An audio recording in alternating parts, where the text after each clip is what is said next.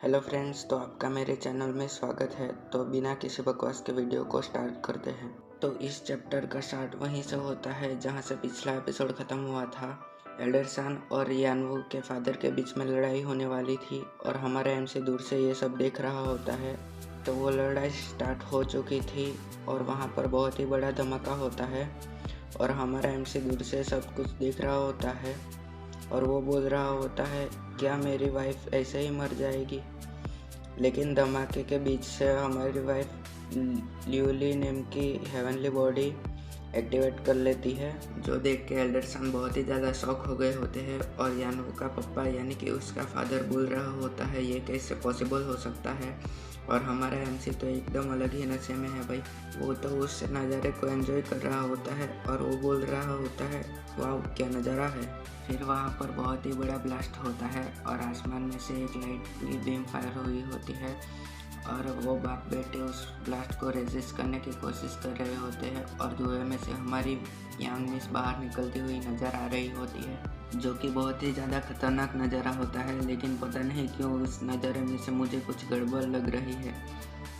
चलो छोड़ो, जाने दो, हम आगे बढ़ते हैं। ठीक है, तो हमारी यांग मिस उस धुएं में से अंकल सान के पास आ जाती है। वो एल्डर सान से बोल रही होती है, एल्डर आप उन्हें रोकिए और मैं जाके इनहेरिटेंस लेती हूँ। अभी साला, अभी तो ब्राइटर भी मुझे गड़बड़ का एहसास करा रहा है। ये पहाड़ इतने बड़े कहाँ से हो गए? पिछले चैप्टर्स में तो ऐसा नहीं था। लगता है ये हेवनली बॉडी एक्टिवेट करने का साइड इफेक्ट है। चलो तो फिर से अपनी स्टोरी की तरफ आते हैं। हाँ, तो अंकल सान यांग मिस की बातों को सुनकर सारे लोगों को पैलेस को गार्ड करने के लिए काम में लगा देते हैं, जो देखकर अपने यानवू का पप्पा बहुत ही जोश में आ जाता है। वो बोल रहा होता है, जो भी मेरे रास्ते में आएगा वो मारा जाएगा। ये बोलकर वो आगे बढ़ने लगता है और अपने एल्डर सन और वो के पापा के बीच में बहुत ही खतरनाक लड़ाई होने लगती है और वो लड़ाई बहुत ही ज़्यादा इंटेंस चल रही होती है। लेकिन तभी ऊपर की तरफ से एक अटैक फायर होता है, जो कि जाके सीधा हमारे एमसी के पिछवाड़े में लगता है और हमारा एमसी भागते हुए चिल्ला रहा होता है, अबे सालों, मैंने तुम सबका क्या बिगाड़ा है? तुम लोग गलत इंसान क्यों मार रहे हो? मारना है तो उस बुड्ढे को मारो ना, मुझे नहीं।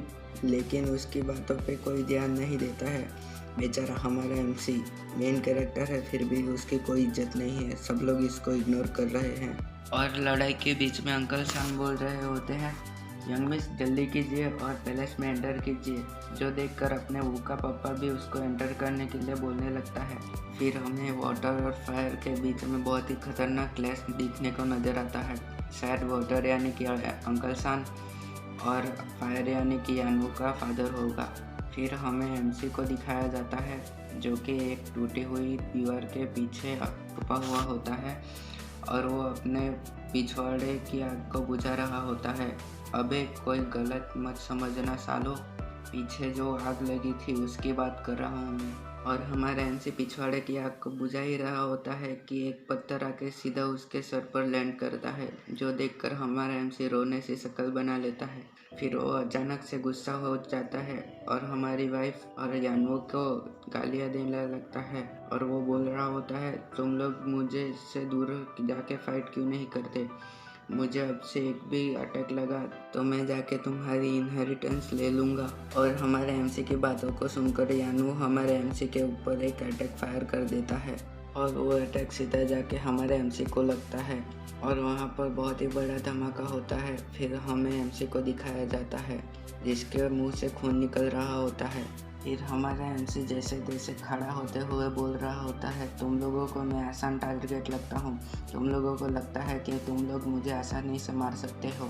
ये बोल के वो पैलेस के एंट्रेंस की तरफ भागने लगता है और वो भागते हुए बोल रहा होता है, मैं तुम लोगों को पक्का रिग्रेट फील कराऊंगा, तुम लोगों की इनहेरिटेंस को मैं पक्का से डिस्ट्रॉय कर दूंगा। पीछे से हमारी यंग मिस उसे रोकने के लिए चिल्ला रही होती है और यानवू बोल रहा होता है, कमीने तेरी इतनी हिम्मत, मैं तुझे छोड़ूंगा नहीं। और ये बोलकर वो भी एंट्रेंस की तरफ भागने लगता है और पीछे से हमारी यंग मिस उसको भागते हुए दिख रही होती है और वो भी भागने की सोचती है। फिर हमें पैलेस के अंदर का सीन दिखाया जाता है, जहाँ पर यानवू और यंग मिस भी एंटर कर गए होते हैं और वहाँ पर बहुत ही ज़्यादा अमाउंट में कोल्ड एनर्जी रिलीज़ हो रही होती है। और यानवो बोल रहा होता है वो कमीना लड़का कहाँ गया, वो क्या करने की प्लानिंग कर रहा है। फिर हमारे एमसी को दिखाया जाता है जो कि पता नहीं एक खंभा या फिर दीवार के पीछे छुपा हुआ होता है। और वो बोल रहा होता है तुम लोग क्या मुझे बेवकूफ़ समझ रहे हो, तुम लोगों के लिए मैं चारा क्यों बनूं, वहाँ पर बहुत सारे ट्रैप हो सकते हैं। फिर हमारा एमसी उस हॉल को देखते हुए बोल रहा होता है क्या यही वो इनहेरिटेंस है जिसकी वो लोग बातें कर रहे थे।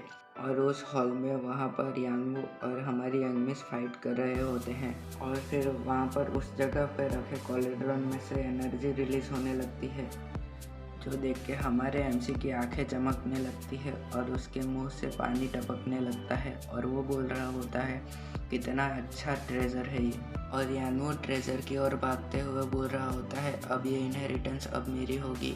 और पीछे से हमारी यंग मिस भी उसके पास जाने लगती है, मतलब ट्रेजर के पास भागने लगती है। और हमारी यंग मिस बोल रही होती है मैं उसे इनहेरिटेंस नहीं लेने दे सकती।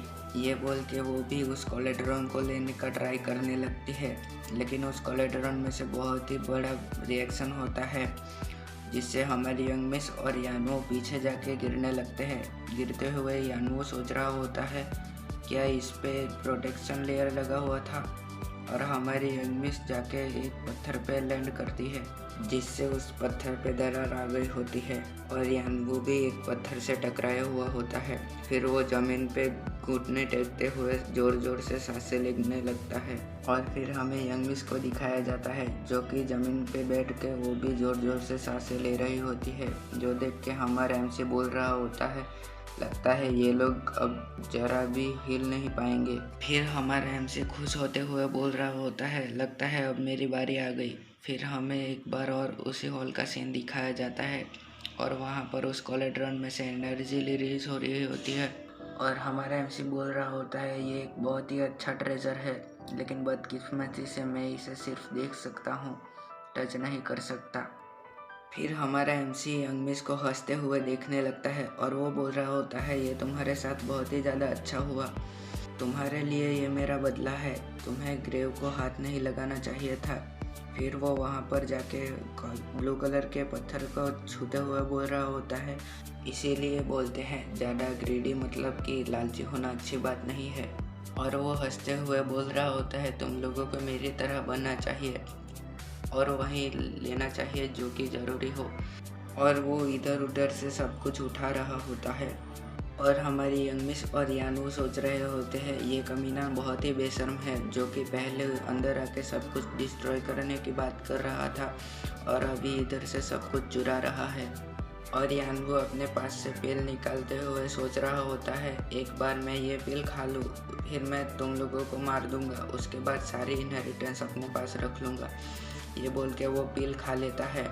फिर वो कल्टीवेट करने लगता है, जो देख के हमारी यंग मिस बोल रही होती है ये उसे जल्दी से मार दो वरना ये पहले की तरह हील हो जाएगा और हमें मारने की ट्राई करेगा। और हमारा एमसी उसे अजीब सी नज़रों से देखते हुए पूछ रहा होता है और मैं तुम्हारी बात क्यों सुनूं। तो बस दोस्तों आज के लिए इतना ही। इतना बनाने में ही मेरी हवा निकल गई है, बहुत मेहनत कर रहा हूँ। प्लीज़ लाइक और सब्सक्राइब कर लो और हो सके तो शेयर भी कर देना यार।